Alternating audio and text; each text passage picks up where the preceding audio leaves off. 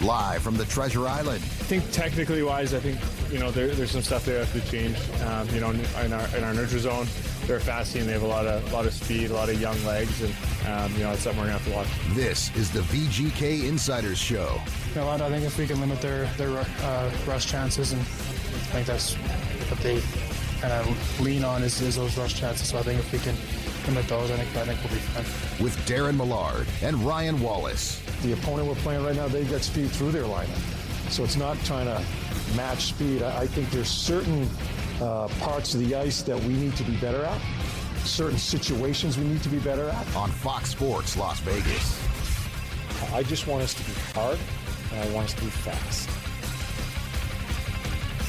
Welcome in, Vegas Golden Knights Insider Show, Fox Sports Las Vegas. Ryan Wallace hanging out inside the Golden Circle Sportsbook and Bar in TI. Daren Millard, he's out at Studio 31, and Jared Justice is back inside the Richard Harris Law Firm studios.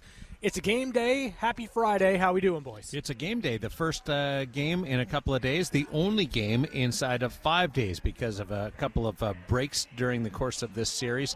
So this one means a little bit more just to get back on track, get back in rhythm, get back in the swing of things of the Stanley Cup playoffs. And it also means a lot because it's the first ever Stanley Cup playoff game at Delta Center, downtown Salt Lake City, where the Utah Mammoth have made the playoffs in year number 2. And tonight we'll host the Vegas Golden Knights in a 1-1 series.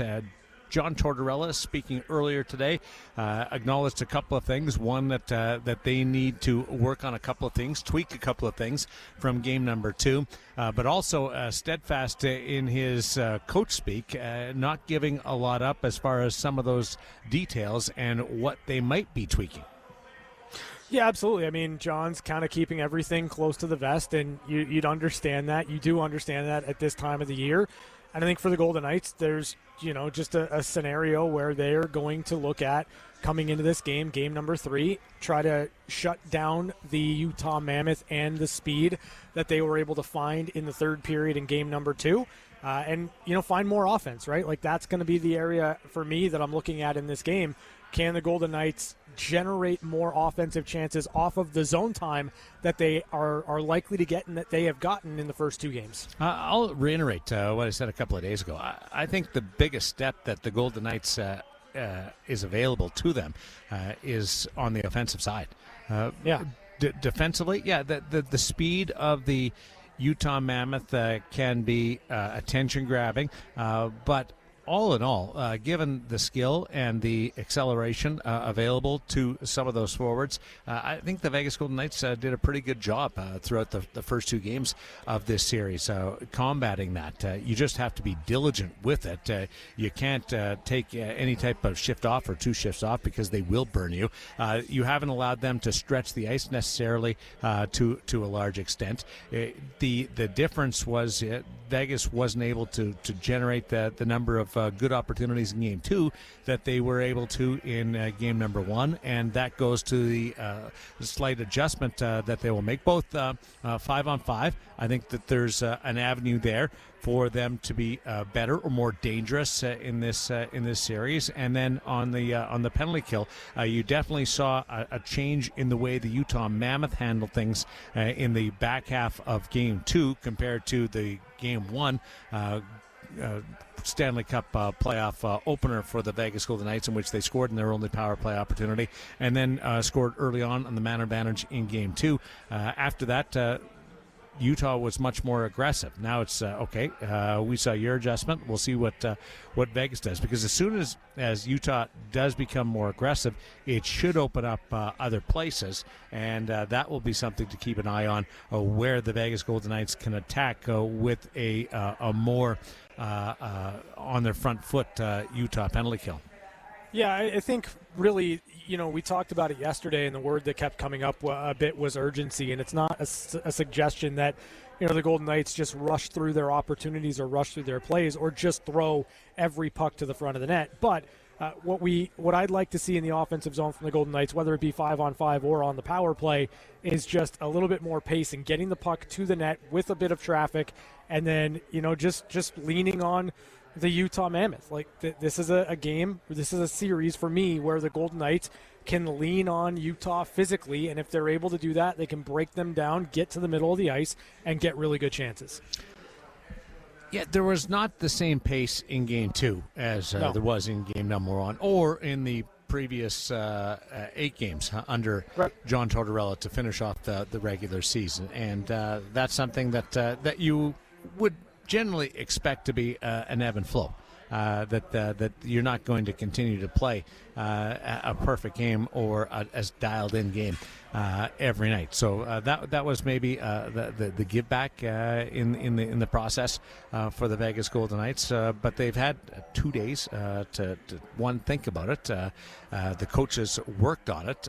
The players practiced it yesterday at City National Arena, and now you go out and you execute it. And maybe one thing that will work to their advantage will be the atmosphere, or the Atmo, as my buddy Alec Martinez calls it. It's going to be spectacular tonight in Salt Lake City. It's going to be historic with their first ever Stanley Cup playoff game at the Delta Center for the Utah Mammoth, and that will certainly energize the home team. But it does the same thing for the other side. John Tortorella, from his first press conference as coach of the Vegas Golden Knights, talked about how the energy of T-Mobile Arena did a lot when his clubs would come through Vegas and pump them up. So this is an opportunity to use the Utah environment to their advantage and keep up with them. And keep in mind, too, the Golden Knights have twice as much Stanley Cup playoff experience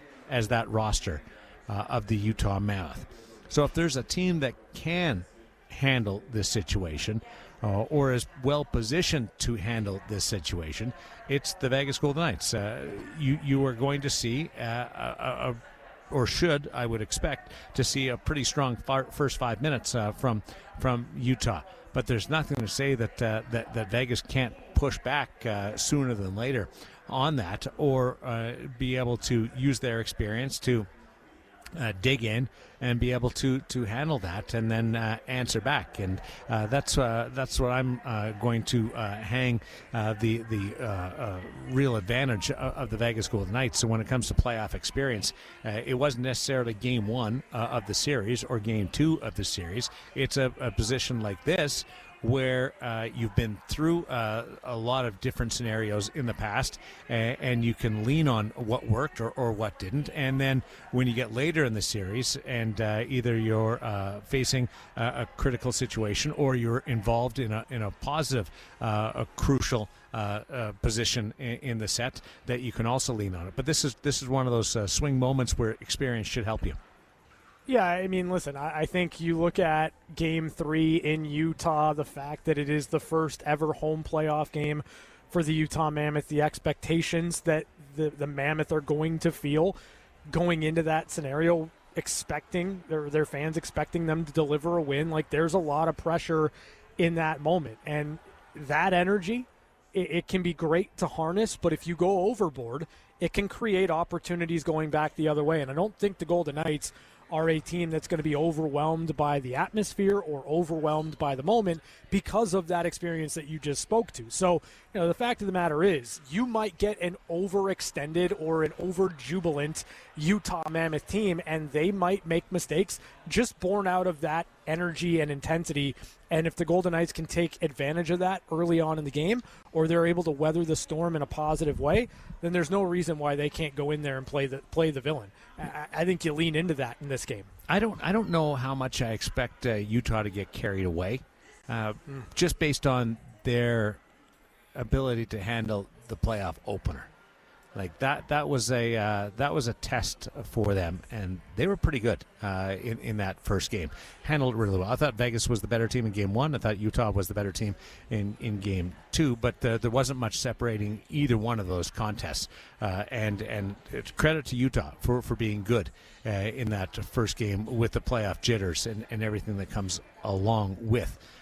For a lot of players making their postseason debut. So we'll see how it plays out tonight. Maybe they do get a little carried away because of things. And the other part of it is sometimes this is what I'd be more worried about, is holding back too much trying to avoid being carried away to an extreme where you're not on your front foot. And that might be, and I've seen that several times over the years, where a team, the home team in particular, has had to work their way into the game because they were overly cautious about going bonkers at the start of a game with the fans going wild. So we'll see if that sort of situation develops tonight, and if that happens, then you could see the Golden Knights be able to establish things early on.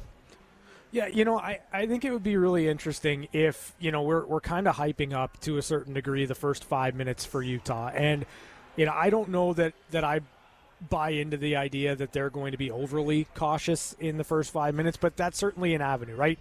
It can go one of two ways. They can be amped up, they could be a little bit more cautious, or they could just be dialed in and play their game right from the get-go. But if the Golden Knights are able to not just weather the storm, but maybe get one early, take the wind out of the sails of the building, that would be the best case scenario for Vegas inside the first 5 to 7 minutes. And what nobody's talked about is this is a bounce back game for Vegas. The third period the other night was theirs for the taking, and Utah grabbed it. And instead of being up 2-0, it's a 1-1 series, and it was a bit of a message sent by Utah that they're in this thing, and it's an opportunity now for Vegas to collect themselves after the first regulation loss under John Tortorella and come back with a stronger game. The Golden Knights head coach spoke today after the morning skate at the Delta Center to our friend Ashley Weiss and the Golden Knights media contingent. That's a good first question. I know for us, a solid, good road game is, I'll put it in a general time and space. I'm not sure if that makes sense to you. Time and space for me, especially in this game here, because there was way too much room in the ice, our game too. You talked about the veteran group that you have here. When you notice their demeanor, I guess what jumps out to you as you go through this process? Well, I trust them. And they trust themselves. That's the way I look at it. I think there's some tremendous experience in there as far as understanding situations. You win a game, I don't think they get too high. You lose a game, I don't think they get too low. I thought we had a really good day of preparation yesterday, both with tape and on the ice. They know how to handle the situation, and you can just feel it. How much does that help you and your staff, knowing they have that part taken care of? Yeah, and we're doing this together. Like I've always explained, come playoff time, during the regular season, I think coaches coach at players sometimes. During the playoffs, I think you're coaching with them. So we're trying to do this together, asking them for some of the concerns we have. How can we fix it? How can we battle against it? And so this is done together, and I respect their views. I respect their thoughts. They're smart people, and they're the ones that play the game. Sometimes we forget that as coaches. We give them a bunch of stuff, and we're not playing the game. So we're certainly leaning on them. Some coaches tell us in the playoffs, your best guys have to be your best guys. Your depth guys have to be better than their depth guys. Is it one or the other for you, or is it a little bit of both? Yeah, I wouldn't even say either one of those answers. I would say it's your team, and maybe that's the latter. I just think this is a group thing. Certainly your top players, you're always looking for them to say, Carey, just follow me. We're gonna find a way. Get on my back. Playoffs, it's a different animal. It is so many dips and different ebbs and flows. You look at game one, I thought Dowder's line gave us a spark there. They score a couple of goals. We find our way there. I think it's everybody. I don't think you should be splitting a group up and saying they've got to be better. I think as each game goes by, everybody needs to be better. They know a little bit more about our team. We know a little bit more about their team. We have some concerns today about some of the things that happened in game two. I'm sure, although they won it, I'm sure they have some concerns. So those are the things you address, and you do it as a team. What did you see that changed that allowed them so much more space? I'm not explaining things to you in this setting. Do you enjoy the chess match? Setting. do Do you enjoy the chess match that you get in a playoff series where you're kind of getting to know each team better and you guys are making adjustments to counter each other? Well, I don't know if it's enjoying it. I think it's a little bit different. It is different than regular season, at least the way we coach here is we are about us. And we're about us here, too, in playoffs. But you certainly have to look at tendencies, what's going on in a 7-game series from the other teams. So enjoy it. I don't know. It's just part of it. And, and then it's not really making a lot of adjustments. It's points of emphasis as you go from game to game. That's the way I look at it. It's the first home playoff game for these guys in their history. A lot of energy, I'm sure, will be in the building. Can your team use that energy to thrive? I told you guys when I came to Vegas how we, as a visiting team, we love coming to that building because I think it helps the visiting team. And I don't. You remember back in the day, there used to be those buildings. They call it a hostile crowd, and the away team was intimidated. It doesn't happen that way anymore in our game. So I think these buildings. I think it's great for hockey. Which team it helps more? I think it's a wash, quite honestly. I think our players are entertainers. They love playing in front of people, and I'm sure it's going to be very exciting here tonight for both teams. When you're trying to match speed, do you try to match it with speed yourself, or is there probably more to it? Well, I think speed is a big part of our game. It's not so much matching it. I think all teams are trying to play fast. Matches. I don't get locked into them. The opponent we're playing right now, they've got speed through their lineup. So it's not trying to match speed. I think there's certain parts of the ice that we need to be better at, certain situations we need to be better at. I thought they were better when the game got into 4-on-4, 5-on-4 in that second period. They were better at it. That was their best period of the game too. We were not good. Those things, if they come up, we need to be better at it. It's a concentration level. I think we need to be better at certain times. Do you need the physicality from game one to return? Yeah, I think all games are going to be physical. I think as the game was called in game two, it was tough to really get tough for both teams as far as to get involved in all that. But yeah, you see throughout the league and all the games, there's going to be physicality, and I think that's a big part of our game. And we're certainly going to bring it tonight. You're not doing anything differently, even after the way Game 2 was called and how it was difficult to find the rhythm at all? No. One thing that people have learned very fast, and you'll start to pick up on this the more you hear John Tortorella talk about things, is he's not going anywhere near the officiating. And people have asked a couple of different times, and he's shut that down right away. So I would anticipate that those questions will die off. And if he doesn't want to answer something, he's not going to jump around it or give you a lot of words without an answer. He's just not going to answer it. He's not going to talk about it. He's not going to address it. And you have to be creative with Torts in the way you ask a question. You can't just say, hey, talk about the penalty kill to me, because he's not going to do it. You have to ask him a question, and you can't ask him a yes or no question, because if he has that option, he'll give you a yes or no, and you're not going to get the general part of your answer. So there's a bit of a learning curve going on with the media right now. Those people that haven't spent a lot of time in and around John Tortorella in the past. He's got a couple of pet peeves. And those will also pop up in a little bit. But I love what he said. Time and space. There was too much room on the ice in game 2. And they have to deal with that. And the concentration level has to improve in-game. Yeah, I think time and space, specifically the third period, but I think out of the 6 periods, the Golden Knights have done a pretty good job of that. I have no doubt they can kind of tighten it up again on Utah here in Game 3. $1,400 available. That's what we're going to play for in the Paul Padalaw Hockey Parlay Contest. Call us right now, 702-876-1340. We'll give you 3 games. You answer with the correct winners of all 3 games, and you will win $1,400. Which caller are we looking for? We're going to take caller number 14. 14 next. It's the VGK Insider Show on game day of the Stanley Cup playoffs on Fox Sports Las Vegas. You're not doing anything differently, even after the way Game 2 was called and how it was difficult to find the rhythm at all? No. Now back to the VGK Insider Show.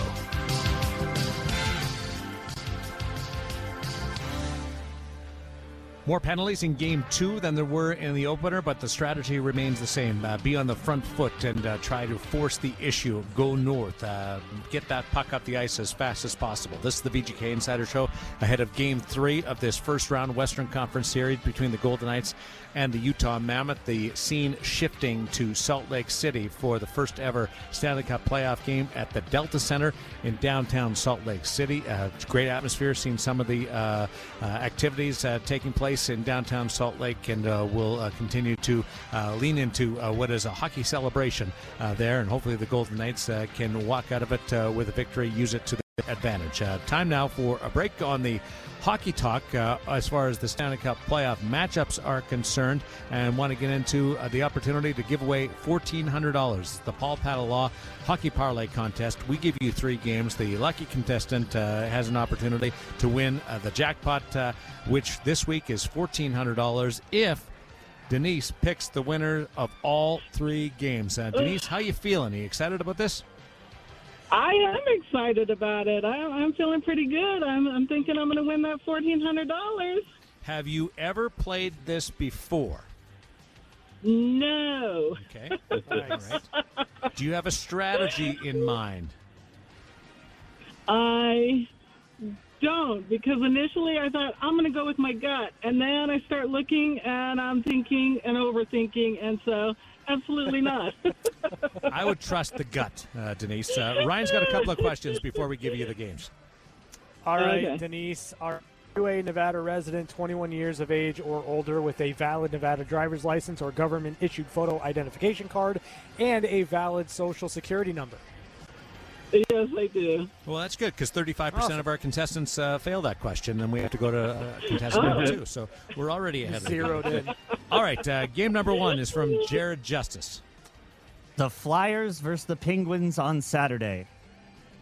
See, my gut is to go with the Flyers because I'd really like to see them go 4 games in a row. But this is where I overthink because I'm like, the Penguins, they know they got to push this and they got to get that win. So who do I go with? Very difficult choice. Sidney I Crosby know. facing elimination against Philadelphia, and Dan Vladar, their goaltender, is going to be a game-time decision. Oh, okay. And they're going to be in Philadelphia, right? They will be in Philadelphia. You know, okay, I'm gonna go with the Flyers. Philadelphia. All right. Game number 2 from Ryan Wallace. All right, Denise, you got the Colorado Avalanche in Los Angeles against the Kings on Sunday. And they're are they 2-1 or are they 3-0 as well? It is a 3-0 series lead for Colorado. Gosh, all of them you guys picked a 3-0, aren't they? Okay. The Flyers. Okay, so the Colorado Avalanche versus LA, and they're in LA. Yes. Yep. Usually I'm really good with decision making. I'm like really quick, but you guys got me thinking, and I'm hemming and hawing here. I just let's go with the Kings. All right, home team to win both those games in elimination contests. So why don't we make it 3 for 3 when it comes to clubs having their opposition on the ropes? Ottawa. I wasn't going to go here, but this is a good little trend, and we've walked through it a couple of times, so this should be easier for you. Ottawa trying to stave off elimination against Carolina this weekend. Sorry about that. So Carolina in Ottawa trying to eliminate the Senators. Yeah. My my gut is that the Senators are going to push for a win on this when they got to stay in it. So let's go with the Senators. Okay. Is that what your gut told you, to take the Flyers, the Senators in L.A., or did you hum and haw? Did you go with something else? No, my gut was with the Flyers and the Senators. I hemmed and hawed on the other one. All right. I'll give you a sure. second here. Okay, let's take a step back, Denise. We're playing for $1,400, so it's important that we're clear-headed about this. If you want to change anything, let's change it now before we lock in. You've got the Flyers to beat the Penguins to eliminate Pittsburgh. Ottawa stay alive against Carolina, and Los Angeles, who have played 3 okay games, can't score, but they've been in all 3 games, and Colorado arguably hasn't played their best yet. So maybe LA's due here, but you've got LA to prolong the series. Do you want to switch any of those? Darren, you don't want me to win this money, do you? I do want you to win. I just want. You're putting the doubts in my mind, making me question, and now I'm back on the fence. Do I change? Yeah. Don't I change? Do I stick with the? Colorado. Denise, I would never do this to you. Ryan, I know, because you're not the honorary one. It's Darren. Yeah, I know. So you're thinking Colorado here? Yeah, I'm thinking Colorado, but you know what? I'm gonna stick with it. I'm gonna stick with it and come out a winner.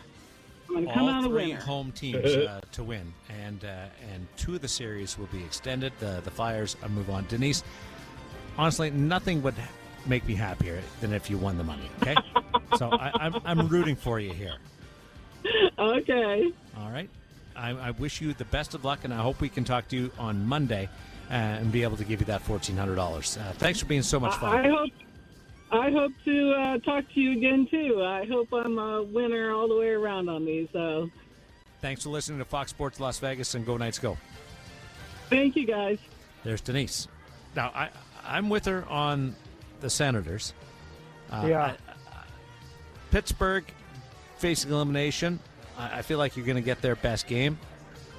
I'm going Pens there, and I'm also going Colorado. So I disagree on 2 of the 3 games, but I hope she wins. I hope I'm wrong in this. I'm rooting for Denise. If it were me, just based on the fact that Pittsburgh, though I agree with you that the Flyers will probably get the Penguins' best game, I don't think their best game can win. So I would go Flyers, Colorado, Avalanche, and the Ottawa Senators. I think again the Dan Vladar situation. Dan Vladar's a game time decision with the arm injury. I hear you, but like the Penguins aren't threatening. They're not dangerous at all. So couple of days between games, chance for Muse to impart his emphasis of the series on. You're on not. the Pittsburgh You're Penguins. not. You're not talking me into the Pittsburgh Penguins. Okay.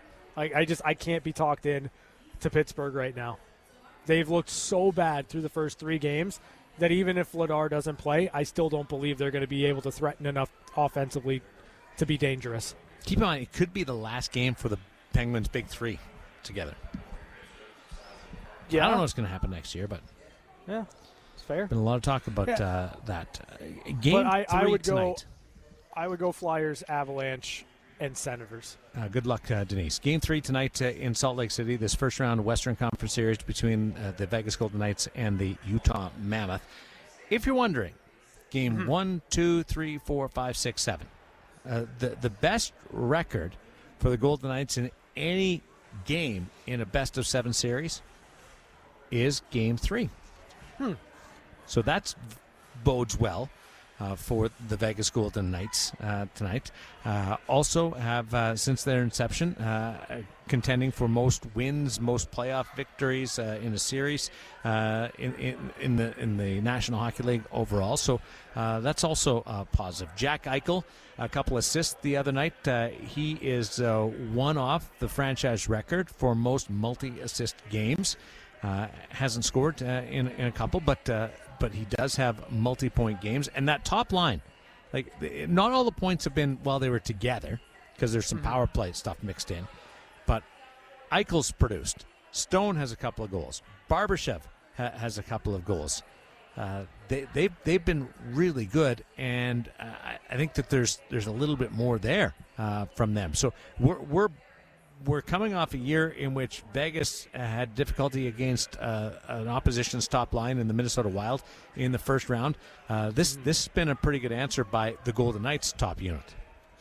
Yeah, I mean, you get a pair of power play goals from Mark Stone. I think Ivan Barbashev has been, one of the players that has found a way to be impactful 5-on-5 for the Golden Knights. You mentioned the pair of assists for Jack Eichel. You've got 2 points in the series, 2 assists for Mitch Marner as well. So, you're getting production there, and your power play can help you win games. That's absolutely true for the Golden Knights. But to your point about there being a little bit more, I think that you can get more out of Jack Eichel and more out of Mark Stone and more out of Mitch Marner if there's that urgency and pace we were talking about in their game in the offensive zone, because they're spending enough time there.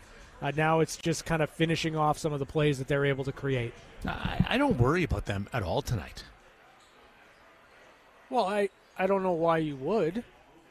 I mean, they've been in the middle of everything. You're using the word if and stuff, and so I don't get that same trepidation. I'm saying they've got to finish off plays though, right? Like that's the thing for me. Like in the first 2 games, the zone time has been there. The time spent in the offensive zone has been there for the Golden Knights. I just think that you look at game number 1, it's a massive day from your fourth line. And then you get a power play goal from Mark Stone. You look at the game number 2, it's a tremendous play from Ivan Barbashev. Jack Eichel is impactful on that play as well. And then another power play goal from Mark Stone. But I think that you want more 5-on-5 from those guys just in terms of production. And I'd put Pavel Dorofeev into the mix as well. Colton Sissons was perfect in the draw the other night. I didn't realize until last night. I was going through my notes getting ready for tonight. 6-0 in the dot the other night. So that fourth line continues to have an impact, although a little more subtle the other night in game number 2. And for the Vegas Golden Knights, you look at this opportunity that they are facing tonight to take a 2-1 series lead against the Utah Mammoth, and you face off against a team that is in the Stanley Cup playoffs for the first time. You're going to face a goaltender that is very comfortable, but they weren't great down the stretch at home. So there's some things that do carry over, some things that don't, but it's something to keep in mind from a Utah Mammoth standpoint. Karl Vejmelka, in particular, and the team weren't great at Delta Center in the final 20 games of the season, 15 games of the season. Do you think that will carry over to the playoffs? I don't know where it fits, but there are certain trends that seep into your mind, and sure. I would be more worrisome about it with a younger team than I would be a veteran team, and that's why I would bring it up. If it was Tampa, if it was Colorado, if it was Vegas, I wouldn't put much stock in it at all. But this is the case for Karl Vejmelka. Before the Olympic break, he was 16-7-1. So I'll put that into points percentage. He was .688 at home. All right. Okay.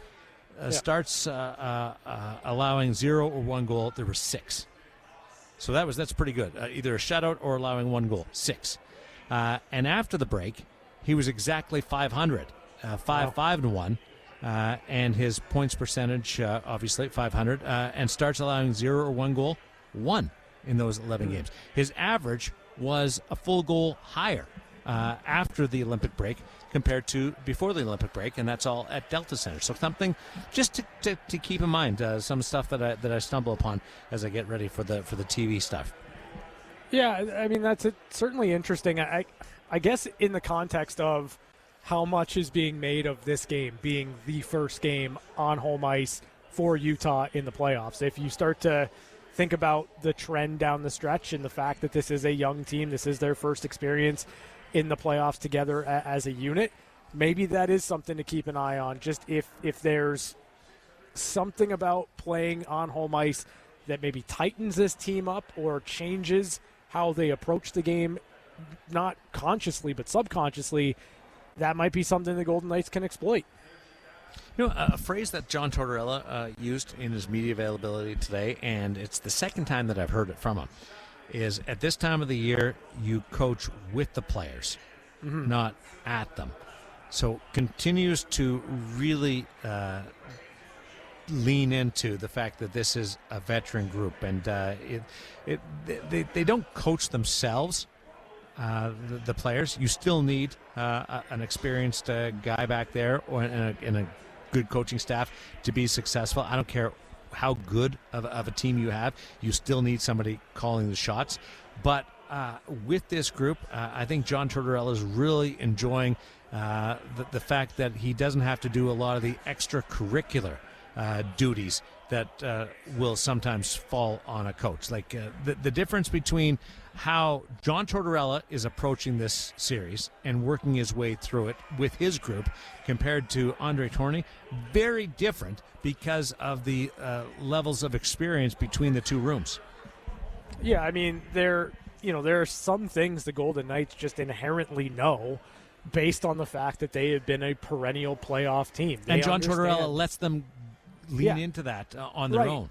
Exactly. Like, they understand the ebbs and flows of a series. They understand that there are going to be, times where you're up and times where you're down, where you have to have a response, where you've got to make adjustments. All of those things are part and parcel with playing in the Stanley Cup playoffs. And, because they've been through that, John's used the word disrespect. I'm not going to disrespect the players by telling them things that they already know, that they're already cognizant of. And I think that, that earns you a lot in the room moving forward, that, the areas that Torts is looking to try to help this team improve upon are the things that matter inside of the next game coming up.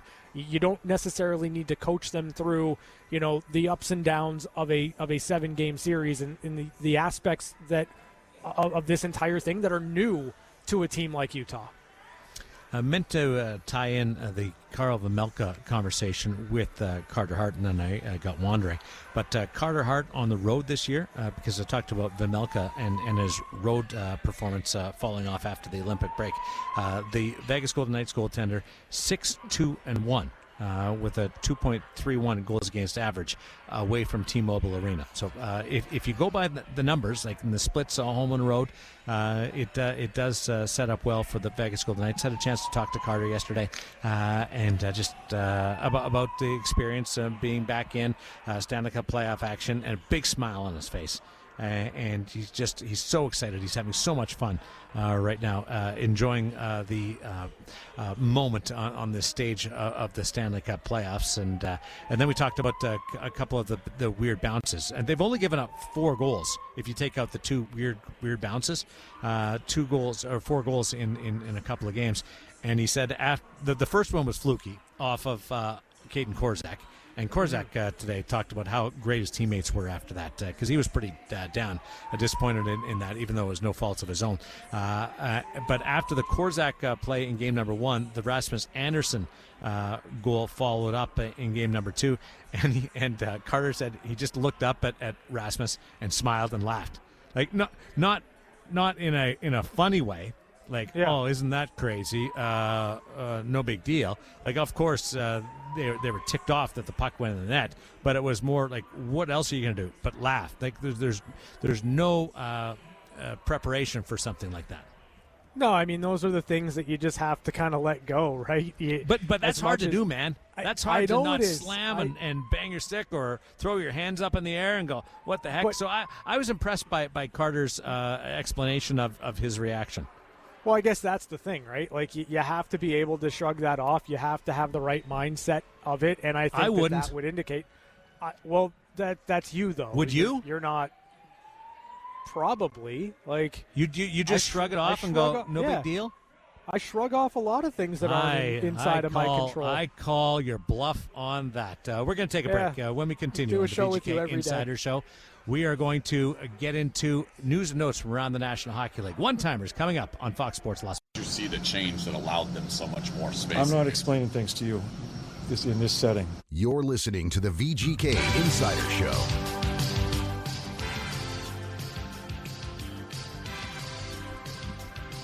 Gotta phrase those questions properly.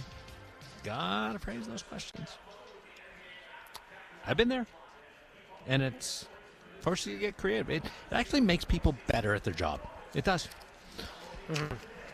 Although I think that there's part of people are really like they don't want to get shut down because they take it personally, and it's not personal with Torts. It's a job. He handles it. He handles it differently. It's a different approach than Jar Gallant, than Pete DeBoer, than Bruce Cassidy. Just different people handle things in different ways. But I am a firm believer that it makes you. You're not going to just lob something up to get a quote. You got to work at it. You got to put some effort into it. Daren Millard, along with Ryan Wallace and the VGK Insider Show. Are you okay over there? Well, the alarm has stopped. The lights are still going, and there's someone that is very, very angry at his sports team a couple of tables down. But no, I'm fine. Hold on. So the alarm lights are still going, but the flashing stuff are still going, but the siren whoop is gone. stopped. Yeah, the siren has stopped.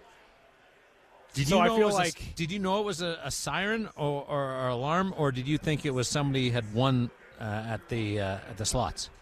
My initial reaction when I heard it the first time was that somebody had won at the slots, and then when it carried on for about 4.5 minutes, and I had a hard time really understanding what you were saying, I realized that it was probably a dangerous thing that was happening. Yeah, but to be honest, nothing dangerous has happened. Everything's fine. Explains things, because your one take there was totally off base. So that which one was that? That totally rings true on that. So I thought somebody had won big. I'm like, how much cash did that person win? Sure. With the siren blaring. Did you think $0. about leaving at all? No, I'm dedicated to the show, buddy. I would have been gone. I know. And just like in school. Not surprising. I would have been I was gone, and then I wasn't coming back. Yeah, you're Michael Scott during the fire drill. Not just evacuating. Like I'm leaving the premises, like the county. Right. Michael Scott during the fire drill. I get it.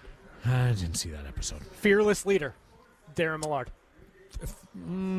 Fearful. Go fearful. It was that's more. It was very heavy sarcasm. We got the word of the day coming through. What do you got? All right, boxing. Very simple. Boxing. Text boxing BOXING. Boxing to 702-876-1340, and you could win the jackpot, $2,026. Thanks to Lotus Broadcasting, Paul Padala, and Fox Sports Las Vegas. Again, the word of the day is boxing. Text boxing to 702-876-1340. When are we giving away that jackpot? I don't know. I think it happens periodically. I'm not in charge of all of these things. I just speak on the radio about what the word of the day is. We've already had a winner of the word of the day. Oh, okay. Well, we've already had a winner. Of $2,026? Yeah, we give away $2,026 every single day across the entire company. See, that's what I just asked him. Wow. He had no idea. I didn't know. Jared knows more than I do. But, yeah, so our show has had one winner. Our sister station, Raider Nation Radio, has had a winner. ESPN has had a winner. Wow. Yeah. Do they just rotate it through? Well, why can't we have like 16 winners? It's random. Well, then randomly give us 16 winners. We deserve it. Like Denise, imagine if Denise enters and gets boxing right and wins the $2,026 and then comes through on the hockey parlay contest and cashes in the $1,400 jackpot. That's huge. That's $3,426 going to Denise. Good job on the math. Outstanding. Our listeners should win all of these because we've got the most passionate, interactive listeners of entire Lotus Broadcasting's network of radio stations. Nick, no offense to the other stations. Sorry. We got a great team, and we got great fans, incredible listeners, and one handsome host. Hour number 2 coming up on Fox Sports Las Vegas. Carlson left corner, centered, one-timer, score! It's time for One-Timers. A quick look at news and notes from around the National Hockey League. Brought to you by Paul Pata Law. It's not about the injury, it's about the recovery.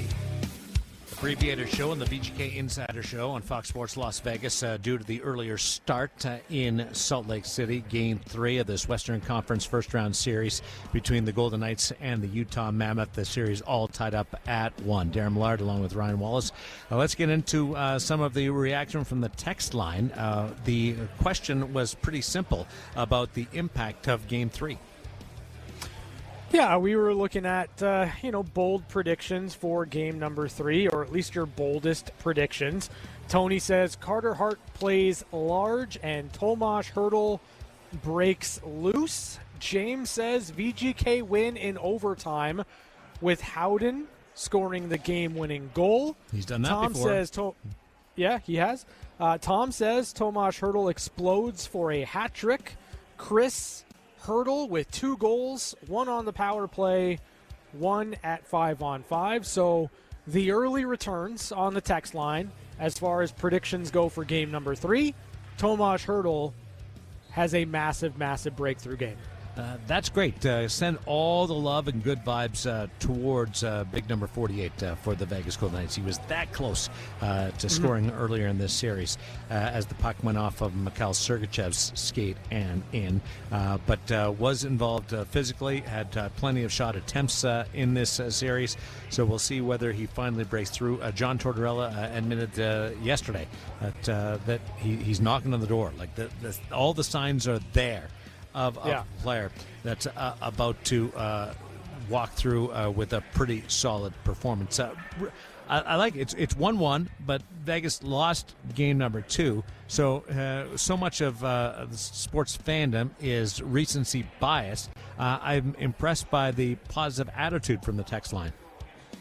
Yeah, well, Joey, our friend Joey said, should someone be evacuating? No, we've already cleared that up. The lights and sirens are all gone, so everyone here is safe, and apparently the emergency is no longer emergent, so we are all good to go.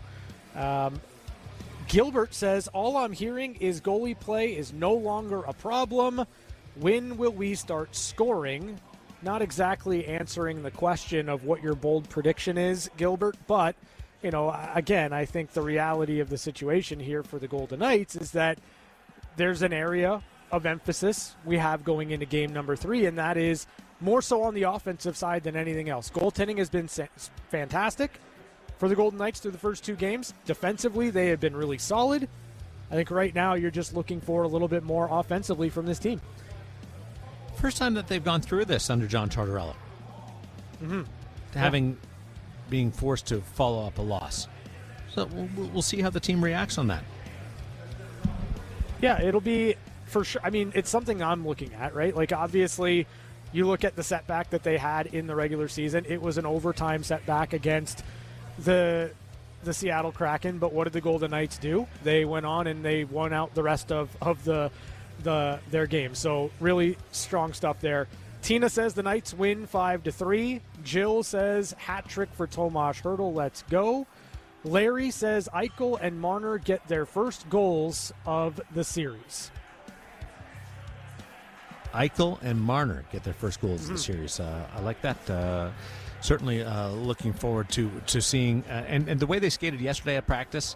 It does look like they're going to go with the same forward lines that they skated in the back half of game number 1, and then the entirety of game number 2. John Tortorella very, very patient with his group on that. It also will depend a lot tonight, with all due respect to the fans and the environment there, and both teams and the hours of preparation that the coaches have put in. Leading into this series and this game coming off 2 days off. We'll see what the officials decide to do with this game and whether it's more like game number 1 with just 2 power plays, or game number 2, in which there was 4 power plays on each side? I'm not quite sure where I fall on that. I feel like it's going to be closer to what we saw in game number 1 than what we saw in game number 2. Like I just feel like the Golden Knights are a very disciplined team, and it's rare that the power plays and the penalties kind of take over the narrative of a game when the Golden Knights are involved. So conventional wisdom, just my gut feeling is telling me that we're going to get less power play opportunities in this one compared to game number 2, but time will tell. Brandon on the text line says Marner gets a goal and gets things going that way. Carter Hart, this is from Rick. I love this one. Bold prediction: Carter Hart scores a goal to make it 15-0. I'm not sure why the Utah Mammoth would pull their goaltender when it's 14-0.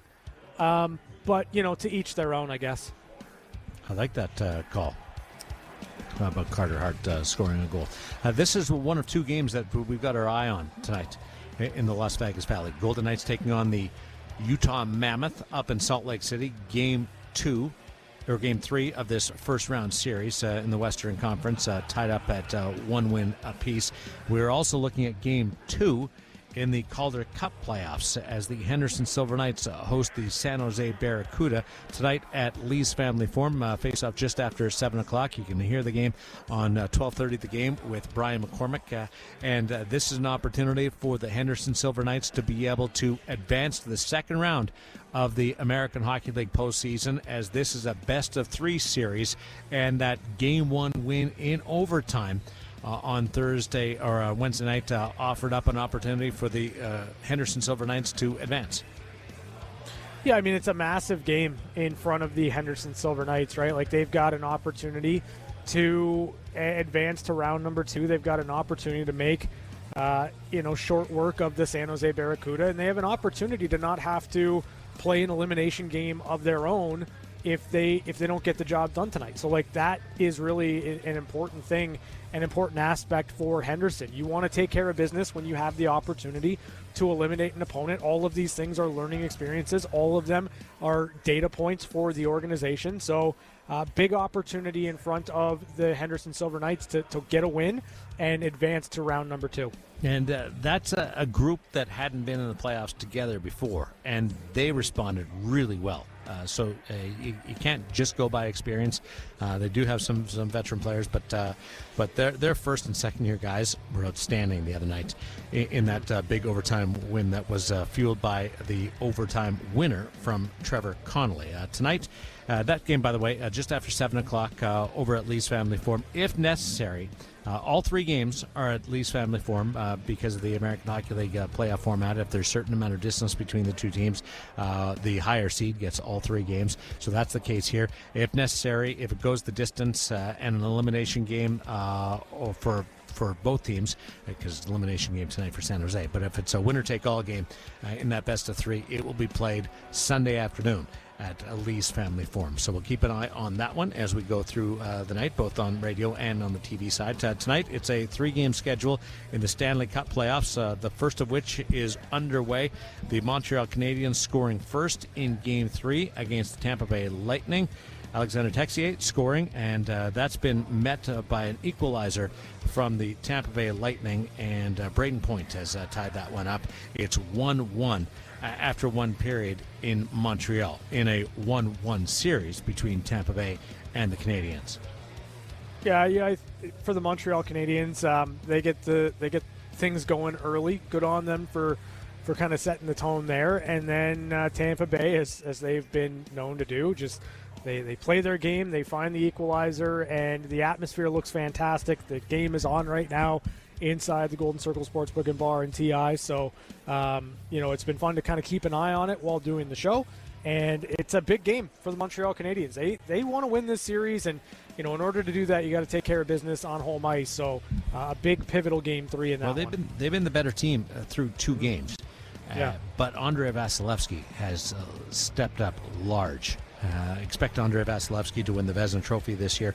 Stats have been outstanding, both the public stats and the underlying analytics. And Montreal has dwarfed Tampa Bay when it comes to the high danger chances in this series, but haven't been able to really separate themselves from the Tampa Bay Lightning, as it's been a really close series. Just like the Golden Knights Utah Mammoths series, we haven't had a multi-goal lead yet through a couple of games between the VGK and Utah. Yeah, and I'll be interested to see where that goes as we get deeper and deeper into the series. I do feel like there's opportunity, again, for the Golden Knights and to separate themselves inside of a game. If they're able to score early on in this one, if they're able to find that next goal to put Utah in a deeper hole, maybe that can turn things in their favor just in terms of making the game harder on Utah over the course of 60 minutes. But, I think the first time there is a multi-goal lead in this series, the response from the other team, whether it's Vegas or Utah, will be pretty telling. The other game tonight on 3 games schedule in the National Hockey League Stanley Cup playoffs, the Edmonton Oilers and the Anaheim Ducks changing venues. Southern California, the site of this one. Connor McDavid has been kept in check by Anaheim so far through 2 games of a 1-1 series tie. Are you of the belief that it's just a matter of time until McDavid breaks out? Or is Anaheim doing something special and are trending towards a upset of the number 2 seed in the Pacific? Well, I think the Anaheim Ducks have done a really good job of just being in front of and making Connor go through as many players, as many bodies as possible. So I think Anaheim deserves a lot of credit for what they've done in defending against Connor McDavid. Having said that, I am of the belief that it is just a matter of time before Connor McDavid gets going. And that's not necessarily a slight on Anaheim. I just think Connor's that good.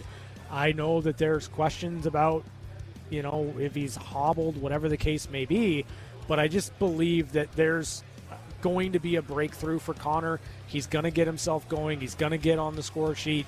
And when he does, if everything else stays the same, that's the difference in the Edmonton Oilers winning or losing the series. So as soon as Connor breaks out, the Oilers take control of the series and they'll win. That's my lean, yeah. Because I don't know whether it's that simple, and I'm with you. Connor McDavid will get his cookies during the course of this series, and certainly have an impact on the Edmonton Oilers' offense. To say otherwise would be ludicrous. But I do question the Oilers' ability to stop the Anaheim Ducks, and that's the part that makes me put the winner of this series up in the air. I've been impressed by what Anaheim's done in the first 2 games. You can make a case that they should have walked out of Edmonton with a couple of victories, and that they've been able to put aside a late season slide and be able to find some confidence. Do you think? I try to little as possible. No, do you think that the gap between Edmonton and Anaheim is that small? I do when it comes to one team's ability to get saves and the other team's challenging the side to get saves. Yeah, I mean, if you're telling me that the Oilers are going away from Connor Ingram for Tristan Jarry, then I think I'm flopping to the other side. I think I'm flipping over to the other side. Like and we talked about it yesterday with John Shannon. Like the confidence level is there in Connor Ingram to a certain degree, and I think he can make enough saves to get the Oilers a win. I don't know that I'd be there if the Oilers went to a goalie change. If they went to Tristan Jarry, I don't know that I would have that same sense of belief. Neither goaltender's been in this situation before. Yeah. Lucas Dostal or Connor Ingram. And Connor Ingram, to further my stance about more confidence in Anaheim's goaltending, even though both are on the stage for the initial time in their career, Connor Ingram started the year in the American Hockey League. he's here because the Oilers could not get enough saves out of Tristan Jarry and Stuart Skinner at the time, and he's played well at times. I don't think that you can criticize his performance at all, but he's there for a different reason. And how's he going to react? And I think there's enough questions in the first two games to continue to wonder just where he will be from an execution level when the series becomes even tighter. So would you go to Tristan Jarry now? Not now, not tonight. But if they lose tonight, and how you lose, too. Yeah.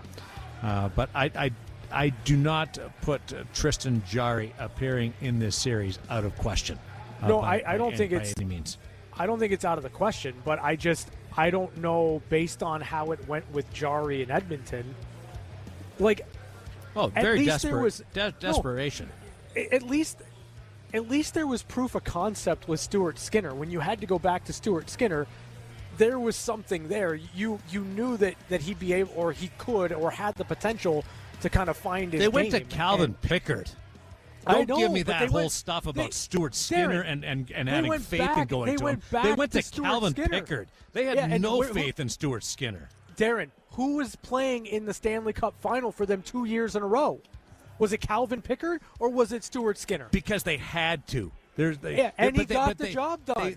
They went back and forth. So trying to sell me on that is... So you're telling me the Stuart Skinner for Tristan Jarry trade is a good one? Not right now, but it's not... Jarry can't even get in the lineup. And Stuart Skinner's down 3-0. Okay. So the Penguins can't score. Who's winning out of that one? Listen, one guy's playing, the other one isn't, and one guy isn't the reason that his team is down 3-0.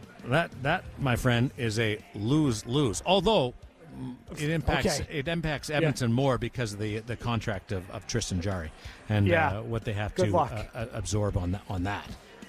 What was that? I said good luck for the Edmonton Oilers with Tristan Jarry. Yeah, moving forward. He's funny because he's so hot and he's cold, and I wouldn't put it past him if he had to go in to perform on the short term. I really wouldn't. He's got that ability to give you a bump, but the consistency factor in being able to put together a run has always been his biggest fault. And there's no middle ground with him. It's all or it's bad. And Connor Ingram right now is giving you a little bit of middle ground. But in the Stanley Cup playoffs, you need more of that, and maybe Connor Ingram can find that. It's the continuing question around the Edmonton Oilers coming up this weekend. We could have a few series done. Are you surprised there's so many 3-0 series lead? I am. Yeah, I guess so, because I expected more out of the Ottawa Senators just in terms of that series. They got a raw deal Carolina. in that hit to Sanderson. I agree 100%. I'd be pissed. I'd be mad. I'd be irritated. Well, you can say pissed off. Well, apparently I'm not allowed to. Well, Jared's got it in my head that I'm not allowed to say it. Well, you got the front part of it out, so you might as well just lean into it if you get half out of it. No, apparently that part is fine, but it's adding the off that's the issue. Oh, that's what he's told me. I don't know. He could be messing with me. Brady but now Tkachuk's it's getting me. Brady Tkachuk's got to get pissed off, and Brady Tkachuk's got to get more of an impact in this series beyond just skating around, hitting people when the puck's not there, like he did with Martinook. He's lucky he didn't get tossed out of the game. Listen, I think for Brady, like, he's got to be the driver, right? He's got to be the difference maker. Stützle, very similar, though I think he's had some really good moments. But they've got to score, and they've got to play with the lead. Stützle gets so frustrated. He there's a guy that the emotion takes away from his good play.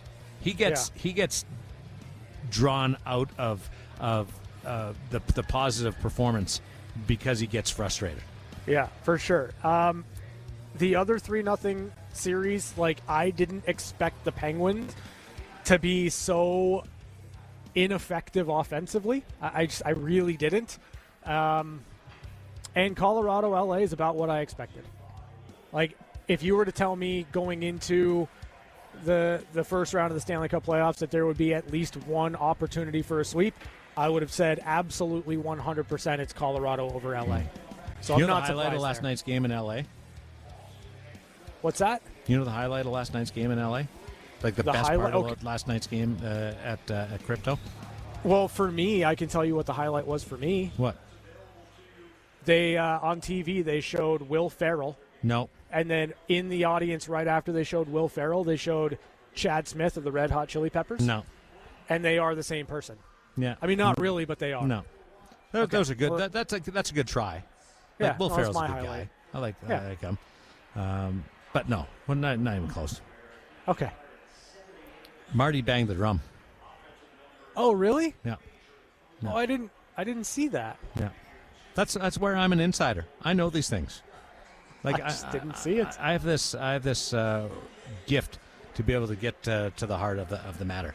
LA's actually been just good enough to lose, and Yes. they just can't score enough. That's no fault of that roster. They just can't score enough, those players, and you're trying so hard to keep the other team off the scoreboard.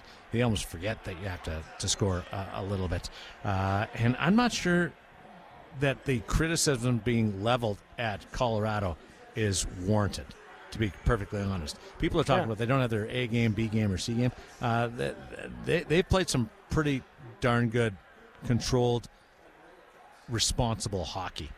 And it may not be super highlight-driven and full of sizzle, but you're not going to get that against Los Angeles. So I think that Colorado should be happy with where they are, whether or not people think that they've scored enough to back up what was the President's Trophy winning season. Yeah, I mean, listen, the fact of the matter is they've got 3 wins and an opportunity to sweep their first round series, so it doesn't really matter how you get it done, just that you get it done. Now, that all being said, I think LA's done a really good job, and they have been incredibly committed to defending really well, and that can frustrate a team like Colorado, who is used to putting the puck in the back of the net with more regularity than what they've had through the first 3 games. So the fact that Colorado is not getting frustrated, the fact that they are just going about their business and finding enough plays to win, I think speaks more volumes, is even more impressive than if they were just running over the Los Angeles Kings. Got an update on Marty, too. Yeah, what's that? He's going to be with me in Studio 31 tonight. Oh, wow. That's amazing. Did the drum last night, and he's coming over here. His heart's with Vegas. He was invited down last night to do a couple of things. Still got some buddies on that team, so he went to the game last night. It's good. I like that he's watching the games and he's in the rink, so that's good. I told him to break the drum to hit it hard enough, but now he's going to be in Studio 31 tonight. And I don't know what his plan is to kick off the show tonight. He's always got a little something in the back of his mind, but he's going to come and hang out with Daren and Elliott tonight. That's the latest on the update report on Alec Martinez, who just blew in here. Yeah. On some kind of Corvette that's spun around outside Studio 31, threw him out of the car, and he runs in here. His flight was delayed for 2.5 hours, and he is just flying right now. He's got food in one hand, nice pair of kicks in the other, hair gel going. You brushed your teeth, too? Oh, good for you. At the bathroom? Oh. That's all coming up on Scripps Sports. Vegas against Utah, Game 3. First little swing game in the series. We'll see what happens. Also following the Henderson Silver Knights and the San Jose Barracuda playing Game 2 of that American Hockey League playoff series. Opportunity for the Silver Knights to move on. That one's on 12:30 the game. Golden Knights are right here on Fox Sports Las Vegas. Enjoy Game 3